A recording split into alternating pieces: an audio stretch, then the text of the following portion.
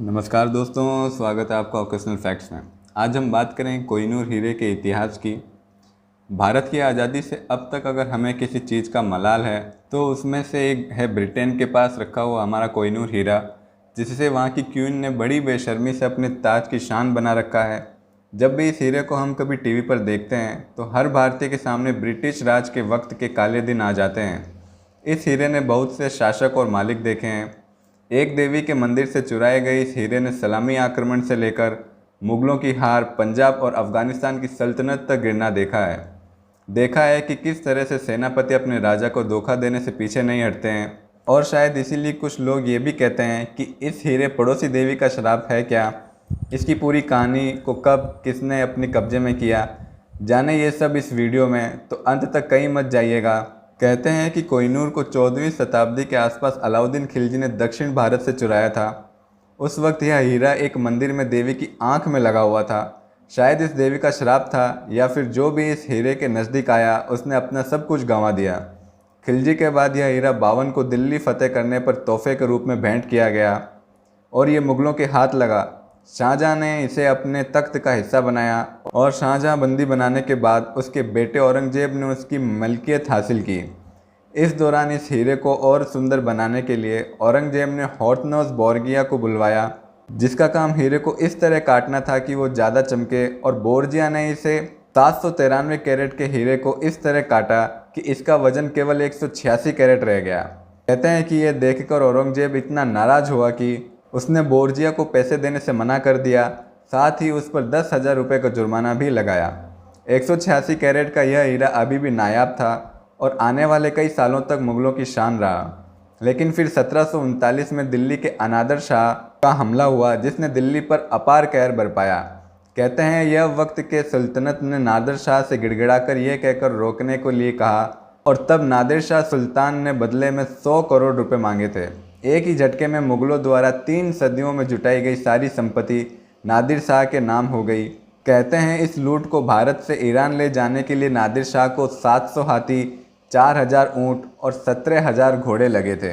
इसके बाद नादिर शाह की भी हत्या कर दी गई, उसका साम्राज्य बिखर गया। कोहिनूर फिर नादिर शाह के पोते के पास पहुंचा, जिसने इसे अहमद शाह दुर्रानी को दे दिया। वहीं अहमद शाह दुर्रानी, जिसने अफगानिस्तान में अफगान एम्पायर की स्थापना की। अफगानिस्तान पर इसके बाद रशियन एम्पायर का हमला हुआ और अहमद शाह दुर्रानी के पोते शुजा शाह दुर्रानी इसमें हार गए और ये हीरा लेकर लाहौर भाग गए। यहाँ उन्होंने पंजाब के राणा रणजीत सिंह से मदद मांगी। रणजीत सिंह की दी गई मदद को देखकर यहाँ पर दुर्रानी ने यह हीरा रणजीत सिंह को देने की पेशकश की। रणजीत सिंह ने भी बदले में दुर्रानी को 1,25,000 रुपये भेंट किए और भारत का हीरा आखिरकार फिर से भारत आ गया। रणजीत सिंह को हमेशा डर रहता था कि कोहिनूर कोई भी चुरा सकता है, इसलिए वो उसे गोविंद नगर किले में ही छुपा कर रखते थे और सिर्फ तब पहनते थे जब कोई पब्लिक फंक्शन होता था। इस हीरे को एक जगह से दूसरी जगह ले जाने के लिए रणजीत सिंह खास ख्याल रखते थे। इस हीरे को एक ऊँट की पीठ पर लादे पैक के अंदर रखा जाता था और उस ऊँट के आसपास 39 वैसे ही ऊँट और चलते थे, जिससे किसी को भी पता ना चले आखिर हीरा कहाँ है। 1839 में अंत तक रणजीत सिंह के अंतिम समय करीब आया। अब मरते वक्त रणजीत सिंह ने यह हीरा पुरी के जगन्नाथ मंदिर में दान करने का आदेश दिया। रणजीत सिंह की बात के बाद उनके कोषाध्यक्ष बेली राम ने यह हीरा मंदिर को देने से मना कर दिया और अपने संदूक में छिपा लिया। रणजीत सिंह के बड़े बेटे खड़क सिंह को उनके प्रधानमंत्री का भी यही कहना था कि कोहिनूर हीरा राजा का नहीं, पंजाब की जनता का है, इसलिए उसे पंजाब से बाहर नहीं भेजा जाना चाहिए। रणजीत सिंह की मौत के बाद सिख साम्राज्य में एक के बाद एक मुश्किलें आईं। पहले नए नए राजा बने खड़क सिंह को उन्हीं के प्रधानमंत्री ने गद्दी से उतारकर गायब कर दिया। फिर रणजीत सिंह के भाई शेर सिंह राजा बने। प्रधानमंत्री दिया सिंह के भाई गुलाब सिंह ने कोहिनूर को अपने कब्जे में कर लिया और बाद में शेर सिंह को भेंट किया। गुलाब सिंह बाद में जम्मू कश्मीर के पहले राजा बने। राजा शेर सिंह और प्रधानमंत्री दिया को भी फिर एक और तख्ता पलट के कारण मार दिया गया। ये तख्ता पलट अजीत सिंह ने किया था, लेकिन अजीत सिंह एक दिन भी पंजाब को नहीं संभाल पाए और दिया सिंह के बेटे हीरा सिंह ने उन्हें खत्म कर दिया। 5 साल के दिलीप सिंह को राजा घोषित कर दिया और खुद उनके प्रधानमंत्री बन गए। दिलीप सिंह छोटे थे, इसलिए उनकी जगह उनकी मां जिंद कौर ने राज किया। उसके बाद पहला और दूसरा एंग्लो सिख वॉर हुआ, जिसमें जम्मू और कश्मीर को पंजाब से अलग कर दिया गया और अंग्रेज़ों ने पंजाब को अपने कब्जे में कर लिया। 10 साल के दिलीप सिंह को राज से हटा दिया गया और उन्हें उनकी मां से अलग कर दिया गया। दिलीप सिंह इस हीरे को अपने ब्रेसलेट में पहना करते थे और यहाँ से हीरा ईस्ट इंडिया कंपनी ने लंदन रवाना कर दिया। लंदन जाते हुए शराब का प्रकोप फिर सामने आया, जिसे शिप में से ले जाया जा रहा था। उसमें महामारी फैल गई और सभी लोग बीमार हो गए। शिप के कप्तान ने बाकियों को हौसला दिया कि बस किसी तरह सब धीरज रखें, वो लोग मॉरिशस जाकर वो आराम करेंगे। और जब मॉरिशस में महामारी वाली बात फैली, लोगों ने इस ब्रिटिश शिप को मॉरिशस आने से मना कर दिया। साथ ही ये धमकी भी दी, अगर वो शिप फिर भी मॉरिशस के आसपास दिखी तो उसे उड़ा दिया जाएगा।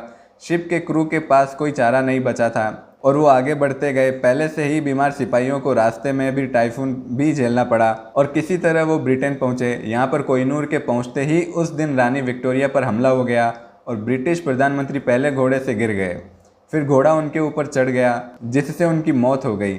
इस हीरे को लोगों को दिखाने के लिए प्रदर्शनी में रखा गया और लोगों ने शिकायत की, ये हीरा जर्द है, ये अच्छे से नहीं चमकता है।